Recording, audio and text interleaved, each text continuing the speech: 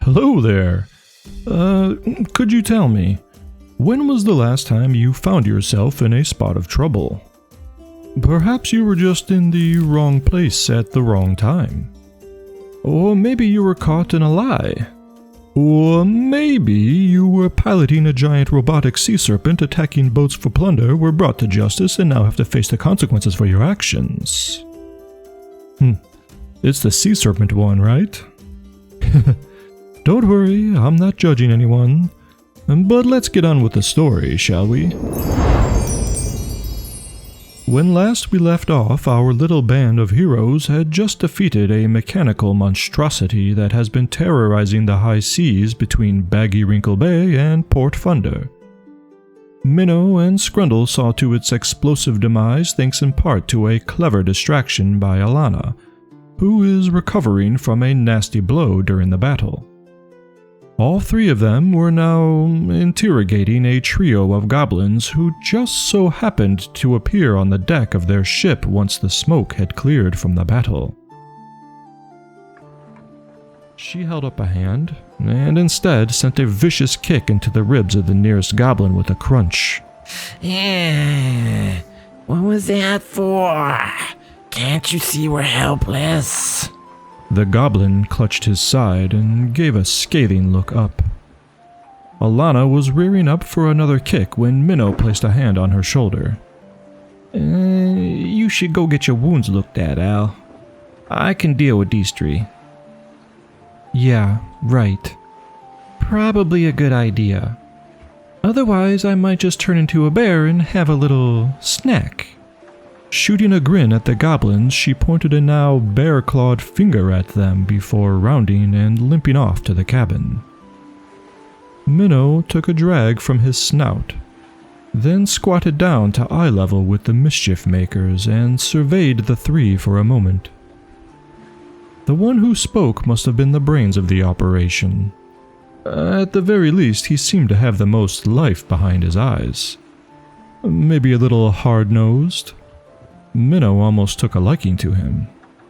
The other two were, well, maybe the muscle? Low-browed and shifty-eyed, they kept checking in with the one who spoke, perhaps for any cues of what to do next.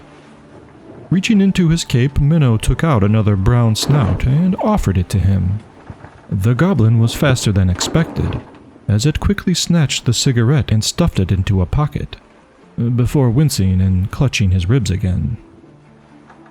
So, you three have been causing quite the ruckus around here. But I'm not getting paid to find out why. However, you did hurt my friend, and almost killed a few others, and these swabbies behind me would love to make you walk the plank after chumming the waters. The two bigger goblins glanced out to sea nervously. The other just held Minnow's gaze. Now me? I'm not a killer. So how's about you tell us a story and then we decide whether to keelhaul you or not, eh? The goblin spat on Minnow's boot. Scrun? Scrundle grabbed the shortest one by the scruff of his neck and dragged him to the damaged port side of the ship, ready to toss him overboard. Wait! I'll talk. The goblin spoke through gritted teeth as he hung his head in shame. Scrundle plopped the other one down amongst its companions. But first, I would like another one of those fancy smokes. Minnow chuckled and handed one over, which was quickly snatched up and tucked away with the other. I'm Bricks, and this is Sticks. And I'm Stones. The brutish one spoke. Bricks rolled his eyes. Right. We are brothers, and we take what we want. This is how we survived when nothing was given. Minnow cocked his head. Go on, he replied.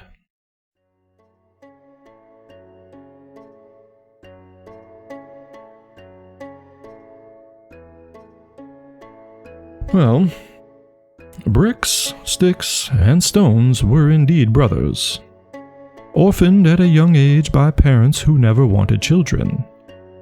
Goblins in those parts aren't exactly known for their nurturing.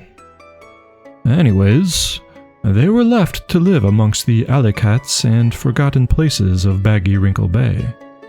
Unfortunate for them, as natural prejudices aside, goblin folk were never looked upon too well, even at the best of times. Given that whole swaths of clans were known for raiding or sinking entire villages with their mechanics, it's no surprise. But suffice it to say, the boys had their work cut out for them, if they wanted to live to see the next day. And live they did, carving out a cozy, albeit sandy nook under the pier where no one would bother them. There was no orphanage in such a small port town, no one to care. But that didn't stop them from digging through tavern waste, begging for handouts, or pickpocketing. And given their small nature, it was often the most lucrative, if not the most dangerous. Bricks, being the more dexterous and, let's face it, the smartest, was often in the thick of it. A few coins here, a pearl or two there, maybe a dock worker's lunch if he was lucky. But if he was unlucky, well, let's just say his animosity, thanks in no small part to his parents, came from the beatings and neglect he would endure at the hands of the authorities or local folk. Stealing aside, they didn't want him there, and he knew that. But he had his brothers, and by night they would gather the filth or garbage that washed ashore from all the ships, slowly taking advantage of their natural ingenuity and desperate motivation to build something they could use to no longer live under foot of those they should be equal to, leading to their enacted revenge under the guise of an urban legend turned true. Out amidst the unforgiving seas, they too would be just as unforgiving. Now, back aboard our dilapidated ship. Minnow took a drag from his snout and stood up, as Alana came back looking a little more like herself, still limping, but at least bandaged up with an arm in a sling. He relayed the story to her and Scrundle as they discussed and ultimately decided what should be done, before walking back over to the brothers. Well, today's your lucky day, fellas. Now, Alana here would like to turn you into fish food, and I don't blame her or these ship hands for feeling that way. And it's probably what you deserve, 'cause I'm sure there's plenty of blood on your hands at this point. But I kinda got a soft spot for anyone having to eke their way through life without any parents. So, you get a dinghy, and you get to live. That's it. Whatever happens from then is up to you. Now, let's go. What's a dinghy? Stones asked. He didn't have to ponder for long, as a few deckhands were uncovering a small boat on the starboard side. Sticks and Stones clambered aboard first. Bricks, however, stood for a moment, then turned around to face his captors. Got another one of those smokes? Minnow eyed him for a second, chewed the inside of his cheek, then tossed another snout at the goblin. Without so much as a nod, Bricks picked it up off the deck, then hopped into the dinghy to join his brothers. They were lowered into the bumpy sea below with nothing but their wits and clothing.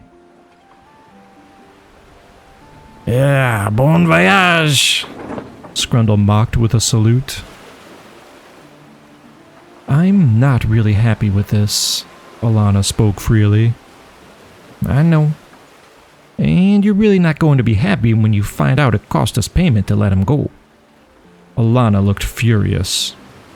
But it was the right thing to do. We ain't murderers. Minnow stared out at the now shrinking raft and caught a glimpse of a tiny spark. Then 3 individual orange glows from the brothers' faces, followed by a hint of sweet smoke in the air. Minnow smirked and watched them disappear. And thus, the high seas adventure of Scrundle, Minnow, and Alana has come to a close. Will we ever see the 3 brothers again? Will the dialogue ever improve? And will there be a new traveler to the Gathering Stone? I guess you'll have to tune in for all the new stories and tales of the lost that have yet to come. Let us know in the comments section below if you enjoyed this 3-part story, and share with your friends if they might like it as well. So until next week, farewell for now.